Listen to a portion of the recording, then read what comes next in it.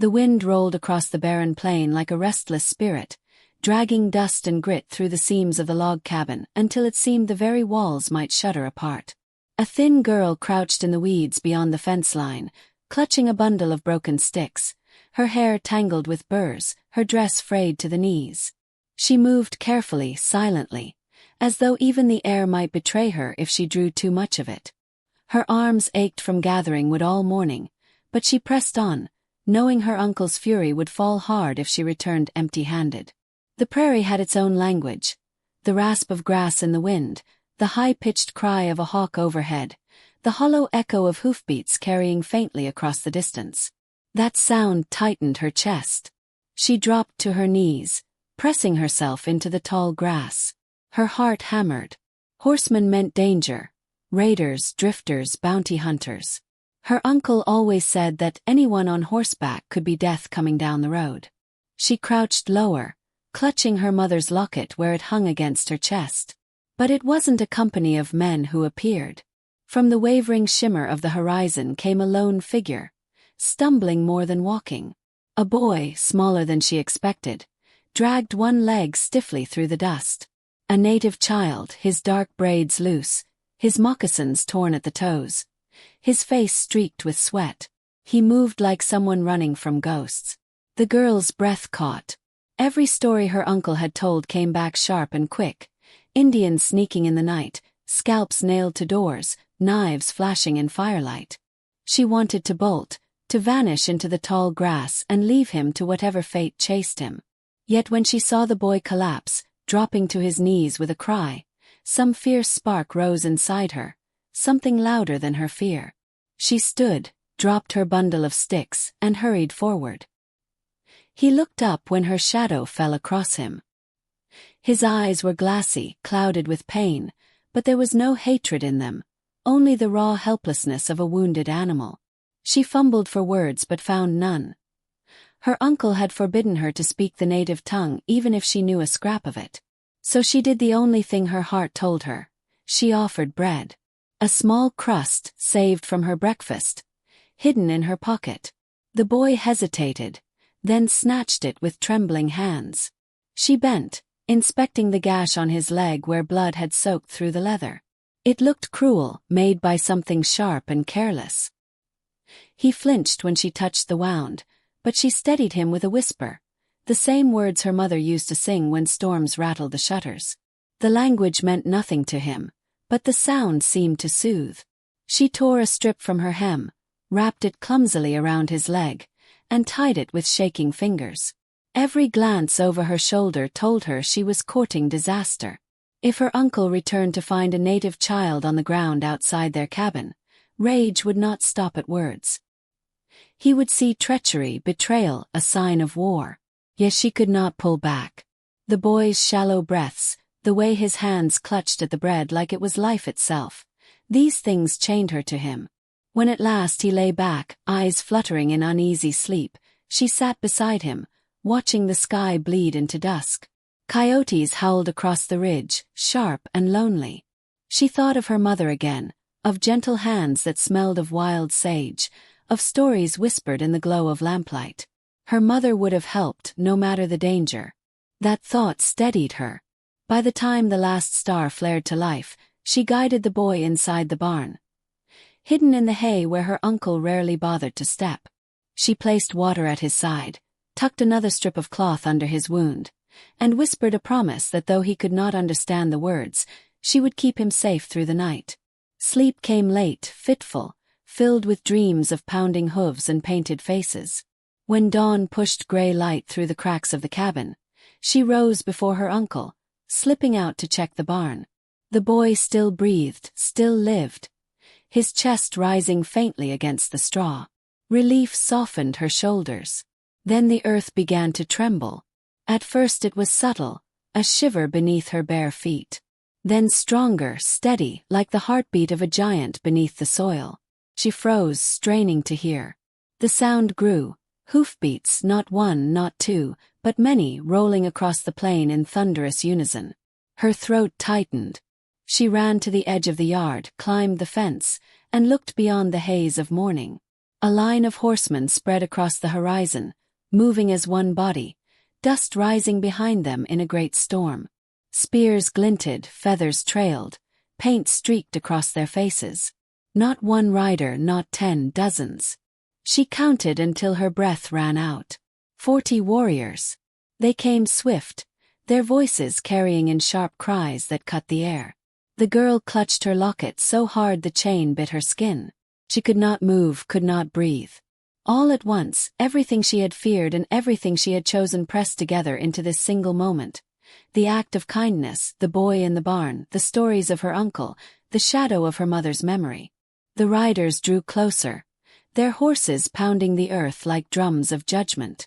She stood alone in the yard, barefoot, trembling, waiting for the storm to break. The horsemen encircled the cabin in a whirl of dust, their mounts stamping, snorting, tossing manes streaked with sweat. Spears glimmered like a fence of iron points, and eyes, dozens of them, pierced the girl as though measuring the weight of her soul. She pressed her back against the fence, legs trembling so violently she feared they might give way. A figure dismounted first, taller than the rest, broad-shouldered, his hair tied with strips of bone. His face bore a scar that cleaved from brow to jaw, yet his gaze carried no rage, only the gravity of command. He lifted his hand, and the circle of riders fell silent, horses pawing but restrained. The boy in the barn stirred, his muffled whimper drawing every head.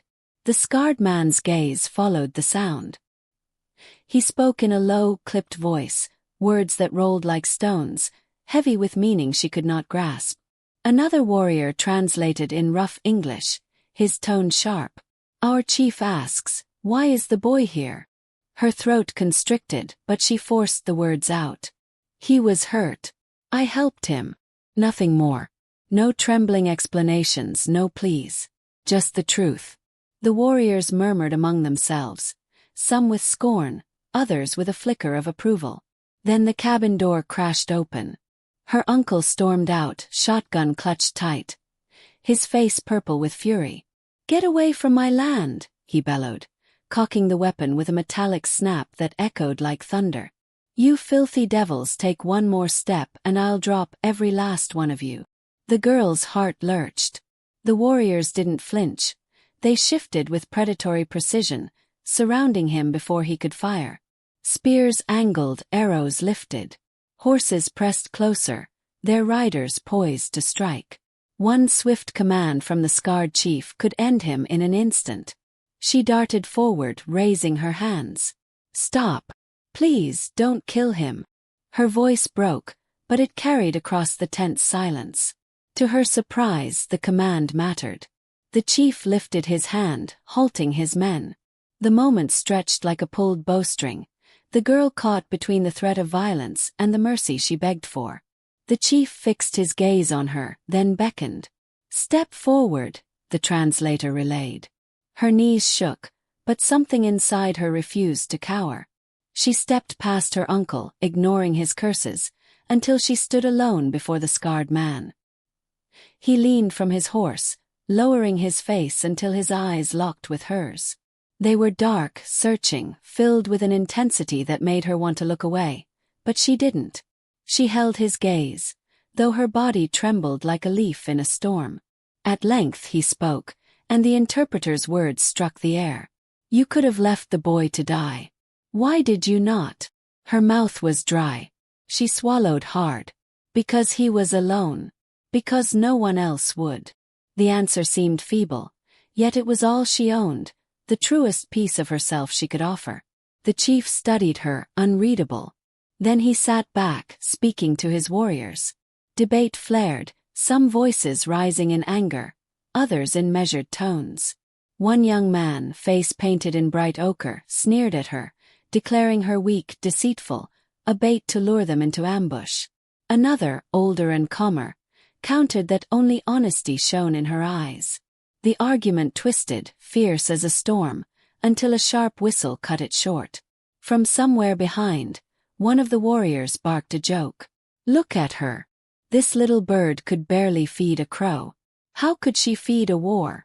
Laughter rippled, brittle but enough to ease the taut air. Even the scarred chief's scarred mouth curved into the ghost of a smile before vanishing again. Silence returned, weighty and final. The chief spoke once more, his tone decisive. "She comes with us," the translator declared. "She will stand before our fire and prove her words." Her uncle erupted. "No. She's mine, my blood, and you'll not steal her." He lunged, swinging the butt of his shotgun, but two warriors caught him by the arms, forcing him to his knees. He roared and spat, veins bulging with hatred, yet none listened. The girl turned, torn between the fear of losing what little family she had left and the grim relief of leaving his cruelty behind. His eyes met hers, furious, accusing, a chain rattling one last time. A horse was brought forward, tall and muscled, its mane braided with feathers. A warrior lifted her onto the saddle with rough efficiency. She clutched the pommel, her heart pounding so violently she thought it might burst. The ring of riders closed, a living wall of leather, bone, and iron. She cast one final glance at the cabin, the sagging roof, the smoke-stained chimney, the crooked door that had always felt more prison than home. Behind it, the barn held the boy she had saved. His fragile breaths the reason she now faced the unknown. The chief gave a short command, and the riders moved as one. Hooves thundered, dust swallowed the yard, and the cabin shrank quickly behind her. She did not know if she would ever see it again, nor if she wished to. As the warriors carried her into the wilderness, the sun climbed higher, casting long shadows that stretched like fingers across the land. Her hands trembled on the reins, yet within her chest stirred something she had never felt before. It was not safety nor comfort. It was possibility, the first tremor of a future not yet written. The horizon yawned wide, and she was carried straight into its mouth.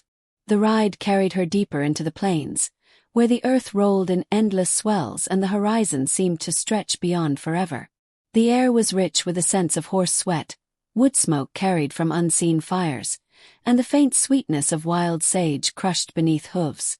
At first she kept her eyes lowered, knuckles white against the saddle horn, but gradually curiosity pried them open.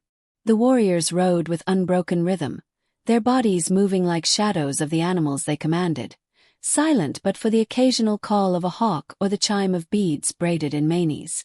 She had never seen men move with such unity, nor a world so vast and untamed. At dusk they reached a camp nestled between the folds of two hills. Smoke curled lazily from fires, and women glanced up from their work, their eyes sharp with suspicion. Children darted close, curious, though quickly pulled back by cautious hands. The girl slid from the horse with stiff legs, her heart hammering as she felt every gaze upon her. The wounded boy she had helped earlier was carried gently from another mount, his head resting against the shoulder of a warrior who treated him with the tenderness of kin. Relief washed through her. He was alive, and perhaps that mattered more than whatever came next. She was led toward the chief's fire, a blaze that burned brighter than the rest, framed by carved poles adorned with feathers and talismans. The warriors formed a loose circle, voices low, some disbelieving, others muttering in tones she could not decipher. The chief remained solemn, eyes fixed upon her as though he could pierce the skin and glimpse the marrow beneath. He spoke a brief command, and she was offered a place to sit across from him. She sank down, folding her legs beneath her, the dust cold against her palms. The limping boy stirred awake, his voice weak but insistent, speaking quickly in his tongue. Though she could not understand, his gestures told the story: the bread she had given, the bandage torn from her dress, the shelter of the barn. The crowd listened, their suspicion thinning into thoughtful silence. One elder nodded slowly, another murmured something that sounded like agreement. But a younger warrior rose, his face painted in bright ochre, his voice sharp with accusation. He pointed at her, spat words that needed no translation: spy, deceiver, danger. The weight of the accusation struck her chest like a blow. She opened her mouth but found only silence, for what could she say that they would believe? The ochre-painted warrior stalked closer, his presence hot and suffocating. He declared she should be cast out at once, left to the wolves and wind. Murmurs spread, uncertainty rippling through the circle. The chief lifted his hand, silencing them. He studied her a long moment, then spoke in low tones. The translator, the same who had carried his words before, repeated them bluntly. She will prove herself. One night alone in the wild. If she returns, she speaks truth. If not, she was never meant to live among us. The pronouncement sent a chill down her spine. One night. Alone. Her uncle's warnings thundered back. Wolves that tore the unwary. Coyotes that circled for days. Men who vanished without trace. Yet when she looked at the wounded boy's dark eyes, filled with trust, something steadied in her. She swallowed her fear and nodded. They led her from the camp as twilight deepened, placing only a torch and a waterskin in her hands. The chief's gaze lingered, unreadable, before he turned away. The warriors left her at the edge of the plain, their silhouettes shrinking against the rising moon. She stood in the vast silence, torch crackling faintly, every sound magnified. The whisper of grass, the flutter of wings, the distant howl that raised the hairs along her neck. Hours dragged like years. The torchlight sputtered, painting her shadow across the ground, a fragile wisp against the infinite dark. Coyotes called closer, voices sharp and mocking, circling just beyond the glow. Her hands shook so badly she nearly dropped the torch, yet she forced herself to lift it higher, to breathe in ragged gasps that steadied her heartbeat. The wolves came next, larger shapes, eyes gleaming with a reflection of fire. She thought of her mother again, of words whispered when storms raged. Fear is a fire. Feed it and it grows. Starve it and it dies. She clung to those words, clutching the locket at her chest as though it might summon strength. When one wolf crept too near, she thrust the torch forward with a desperate cry, flames flaring against its snarl. It retreated, others scattering with sharp yelps. Still, she felt the circle tighten again and again, relentless. Exhaustion gnawed at her, every bone aching, yet she refused to collapse. She kept the fire alive by feeding it scraps of grass, twigs, even pieces of her dress torn away to give the flame breath. Her body grew numb, her throat raw from smoke, but her spirit clung to life as dawn slowly bled into the sky. When the first light broke, she sank to her knees, too weak to stand. The torch had dwindled to embers, her body shivering with cold and exhaustion. For a moment she thought she might not rise again. But the sight of the horizon glowing gold stirred something deeper, a stubborn spark that refused to let her end there. She pushed herself upright, swaying, her hair tangled with ash and dirt, her skin streaked with soot. A shout echoed across the plain. Warriors approached, silhouettes against the rising sun. They found her still standing, bruised, bloodied, but unbroken. Murmurs rippled through them. Surprise softened into respect. The ochre-painted warrior scowled, yet even he could not deny what his eyes witnessed. The chief rode forward, dismounted, and walked the last steps to stand before her. His gaze swept her, not with pity but with the weight of acknowledgement. He said nothing at first, only nodded once, firmly, a gesture that carried more power than any speech. Relief surged through her chest, so overwhelming she nearly wept. She had survived.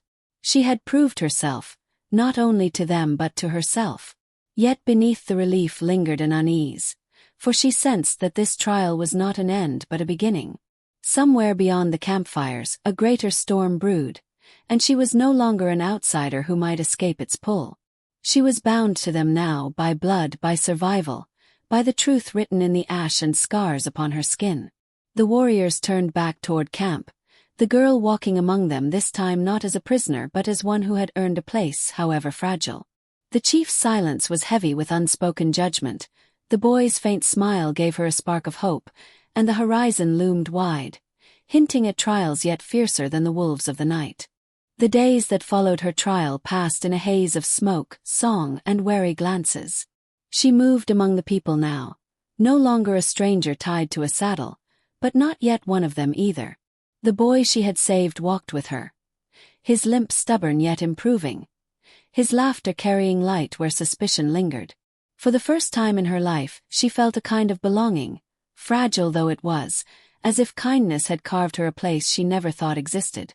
Yet peace on the frontier was a thing thinner than a spider's thread, and threads snapped easily. Rumors reached the camp in broken bursts, carried by hunters and traders who passed through the hills. Settlers accused the tribe of raiding cattle, of setting fires in the grasslands, of plotting war. The girl's stomach tightened as the whispers grew sharper, more dangerous. One night she sat by the fire, listening as the ochre-painted warrior fanned the flames of suspicion, declaring that soon white rifles would be at their throats. She stared into the embers, unable to ignore the certainty creeping into her heart. Only one man she knew would speak loudly enough to draw such wrath: her uncle. That night she lay awake beneath a hide blanket, her thoughts spiraling. The uncle who had raised her with fists and curses, who had spat venom at the very people who now shared their bread with her. He would not let her disappearance rest. He would twist it, blame the tribe, rouse the settlers into a frenzy. The truth pressed down on her chest until she could hardly breathe. The danger was not coming. It was already moving. The chief must have seen the weight on her shoulders, for he called her to his fire the next morning. He spoke softly, his words translated with care. "Your eyes are heavy with knowing. Speak." Her mouth was dry, but she forced the words out. "The settlers will come. My uncle. He will not stop until you bleed." Silence followed, long and heavy. The warriors shifted uneasily, some glancing at the ochre-painted man who had long distrusted her. Yet the chief's face was carved from stone. He nodded once. "Then we prepare." What followed was a blur of motion. Bows strung, arrows sharpened, women gathering children and food, men scouting the ridges. She moved among them, offering what help she could, though fear gnawed at her ribs. She was no warrior, no strategist. She was only a girl who had chosen kindness and now stood at the edge of a storm she could not stop. Yet when she caught the boy's gaze, the scarred chief's nod, even the brief smile of an elder who had once doubted her, she felt a strange, burning resolve. The settlers came at dawn. She heard them first, the distant thunder of hooves, the clatter of wagon wheels, the crack of rifles being readied. Dust rolled like a wave across the plain. Her uncle rode at the front, his shotgun glinting, his face twisted with a fury she knew too well. Behind him, a ragged line of men, farmers and drifters armed with fear more than skill, yet dangerous all the same. The camp erupted with cries as the warriors rose to meet them. Arrows arced, rifles cracked, smoke split the morning air. Horses screamed, men shouted, and the girl found herself crouched in the chaos, heart racing. She could have hidden, could have fled to the shadows, but something deeper compelled her forward. She grabbed a burning branch from the fire and swung it at a settler who stumbled too close, his shot going wild as he fell back cursing. The clash roared on, fierce and unrelenting. She saw the boy dragged to safety by his kin, the ochre-painted warrior loosing arrows with deadly precision, the chief standing firm like a mountain, his voice cutting through the storm as he directed his people. Then, amid the smoke, she saw her uncle. His eyes found her, and in them burned both shock and fury. He shoved his horse through the melee, shouting her name like a curse. He reached her in a surge of hooves and dust. His shotgun rose, but his hand shook. For a heartbeat, the world narrowed to the two of them, niece and uncle bound by blood yet torn apart by everything else. "You've betrayed me," he snarled. "You've betrayed your kind." Her voice was steady, though her body shook. "No, I've found it." He roared and fired, but the shot went wild as an arrow struck him from the side. He fell from his horse with a guttural cry, the weapon clattering from his grip. The battle pressed on around them, but to her the noise faded into silence. She stumbled forward, kneeling by his side.